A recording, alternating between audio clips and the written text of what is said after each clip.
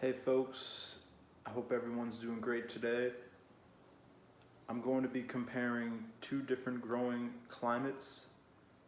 The climate that I previously grew in, southern Vermont, and the climate that I'm going to be growing in, northern Nevada, also known as Reno, Nevada. So I want to make something clear right off the bat that this is going to be all completely microclimate depending. And I'll explain a little bit more about that as I move forward. But I just wanted to explain that basically, if you live in the valley or like in the city, you're going to have a lot warmer of a microclimate. You're going to receive later frosts because there's kind of that protection from all of the buildings and the heat sink of the city. If you're at a higher elevation, you're obviously going to receive that frost a little bit sooner than the people down in the valley, which is interesting because the frost actually sets into the valley, but I guess with all that heat sink and microclimates, that's what kind of prevents it. But anyways, so Reno, this is coming from the Farmer's Almanac and NOAA.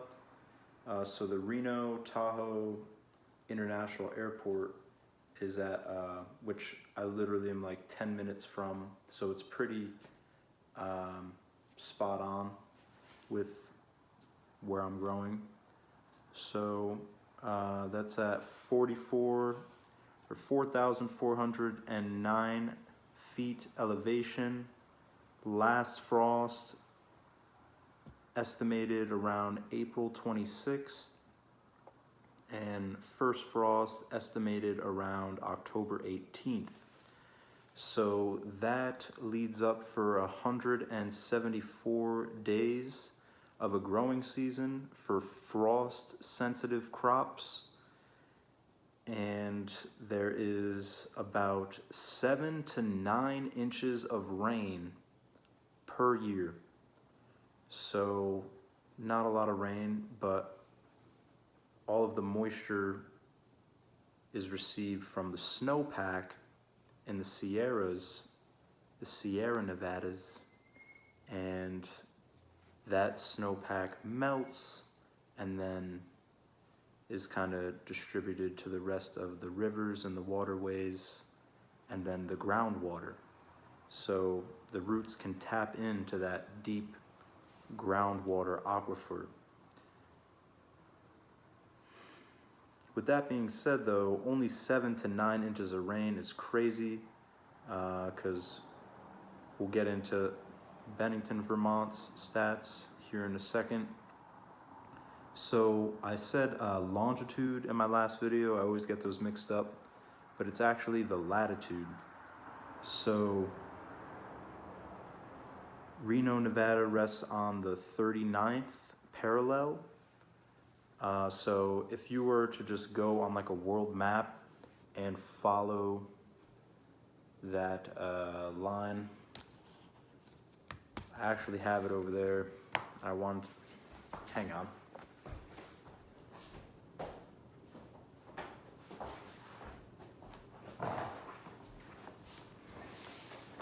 I wanted to have this ready, but I didn't. And now here I am surfing through the book trying to get it so I could try to explain. But anyways, while I'm looking for this, if you follow, right, so let's just use the 40th parallel for instance. Philadelphia, Cincinnati, Denver, Salt Lake City's like right above it, and then 39, so 40, Reno, Nevada's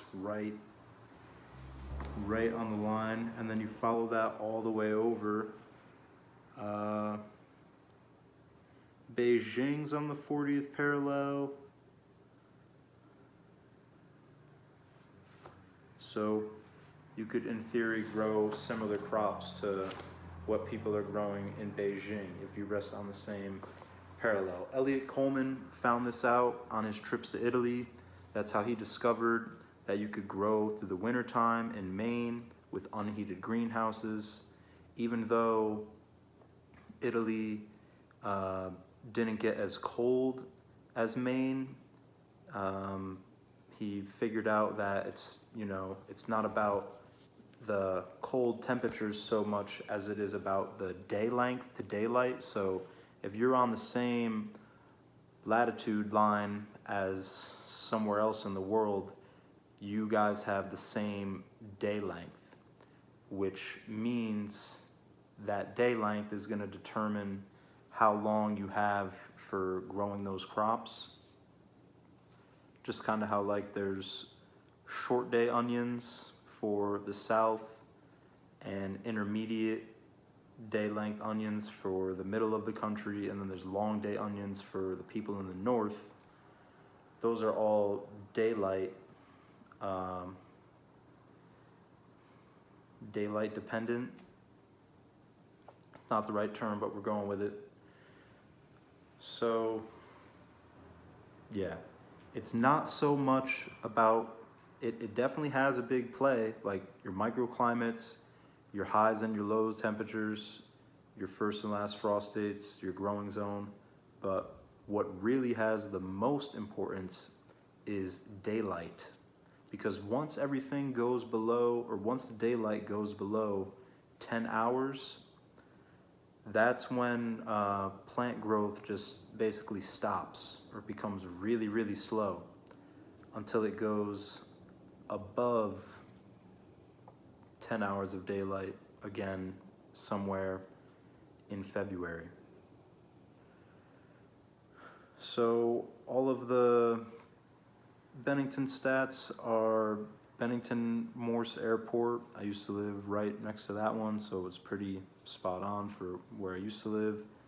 Only 826 feet elevation. Last frost, May 18th, and first frost could see it as soon as September 28th. So only 132 day growing season for frost sensitive crops, and we were on the 42nd parallel latitude. So just a little bit more north, 3 more degrees north than Reno on the latitude line. But that just shows by being 3 degrees more lower in latitude, there is a 42 day longer growing season. So that makes a big difference. Almost a month and a half longer of a growing season for frost sensitive crops. Now, the positives is that it doesn't get as cold. In zone 6, in Reno, Nevada, it only gets down to anywhere from 0 degrees Fahrenheit to -10. And in zone 5, Vermont, Bennington, we could see anywhere from -10 to -20 every year. And this is what I was talking about with microclimates. At the first garden that I farmed at, Jay's Grass-Fed Garden, it was only 6 minutes away from where I lived at about 800 feet elevation. And up that hill, it was at 1,000 feet. So 6 minutes away, 200 feet elevation higher, it was literally zone 4. Because it would be 10 degrees, anywhere from 10 to 15 degrees lower up at the garden, 200 feet higher in elevation than it was at my apartment. down in the valley. So that's what I'm saying about like Reno. If you live down in Midtown, kind of by all the houses and the buildings and the airport and all that, then there's going to be that heat sink of a microclimate. Or if you live like in Sparks, more east. But if you live up in like northwest Reno, up in the hills, higher elevation, you're going to see those colder temps quicker, your first frost date quicker, so on and so forth. So like so much that it could be minutes away and you could literally be in a different zone because of your microclimates. So that's some food for thought. But what I was getting at is, so it's warmer here, but it rains less. So I'm used to cold, so the fact that it's warmer, I'm not really affected as cold as it gets, because I'm used to a wet cold, and this is a much drier cold. So it's kind of like a walk in the park for me, that I only see that it's gonna get down to 10 degrees. Like it rarely gets down to 0. Like only in record years does it get into the negatives. This is what I've heard and read. So the fact that it's just gonna be 20 degrees maintained low for the majority of the winter, that's pretty cool.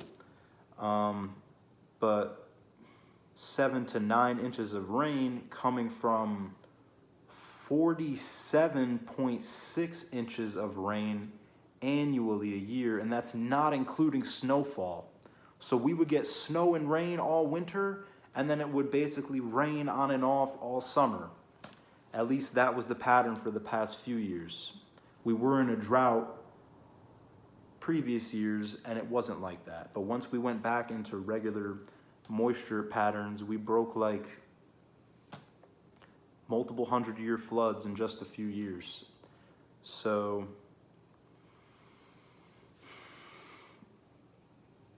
watering is going to be the biggest learning curve here. But it seems like it's going to be a lot easier to grow through the winter because there's not as much snowfall here either. So you're able to get away with low tunnels and not have to worry about snow collapsing them in. Oh, there is much more. I wouldn't say much more because we also did have a good share of wind in Vermont, but there's not a lot of snow and there's not a lot of rain, but there's a lot of wind. So there's drying winds out here, which is just another learning curve. So watering and learning how to deal with the winds. And I basically already know how to retain the moisture. It's the same practices apply. Deep composition of mulches, whether that be grass clippings, leaf mulches, wood chips, or all three combined. Building up the beds, building up the fertility, and retaining the moisture, keeping the soil covered, no bare soil, and cover crops. So potentially living pathways. I've learned how to do that, and that is a practice to help retain moisture. So maybe exploring that avenue. And one of the other stats that I wanted to share is that, so I was talking about that 10 hours of daylight, that's kind of what determines where, so like you don't really want to sow anything past, in terms of like in the field, direct sown crops. If you have a greenhouse, you can be sowing plants year round. It's just going to take really slow during that 10-hour daylight period, like really, really slow. But in terms of like direct sown in the field cover crops, you don't want to really be direct sowing after October 15th, because that's like depending on where you live, you only have 2 or 3 more weeks for stuff to really grow, and then it's just going to be in a lull until February, March, when the light gets when the day length gets longer again. So in Reno, we go below the 10-hour day mark November 15th. And then on November 8th, we go below the 10-hour day mark in Bennington, Vermont. So there's also one more week. So you could look at it as there's 42-day longer growing season for frost-sensitive crops, but in terms of sowing like cover crops and your winter hardy crops, there's actually 1 week longer because we're just that much more south, so it takes it a little bit longer for it to go below that 10 hours of daylight. And I think it stays a little bit like our minimum low is above 9 hours. Like in Vermont, we would go all the way down to almost below 9 hours of daylight. Out here, I think it's like 9.5 hours or maybe like 9 hours and 50 minutes. And then it starts, no, that's not right. Like 9.5 hours. And then it starts going back up again. So it's not gonna get as dark either, if that makes any sense. And there's already less cloud coverage. So just having the less cloud coverage and more sunny days all the time, 50s and 20s for the whole winter with minimal rain, and a nice fresh cool breeze during the day, yeah, could rock with that. So, but I'm excited for a lot of things, obviously, but I always like want to get the tomatoes started, want to get the peppers started, but like literally even after it's probably the similar out here, but even after your first frost happens, everybody wants to get the tomatoes out and the warm loving crops out, but it's like you still actually need 2 to 3 weeks after your last frost for the soil to warm up for those warming crops. And just trust me, I learned that. It took me like 3 years in a row of putting my crops out too early to learn that, because I started them too early, and then it just gets to a point of like, these things need to get out of their pots, they just need to get in the field. Okay, last frost happened, put them out. But really, the soil was just still too cold with all the rain and the snow and the no sunlight. But maybe out here, that'll be different. Maybe you could just wait until like a week after April 26th. Okay, had our last frost. There's sunny days still all the winter, so the soil doesn't get as cold.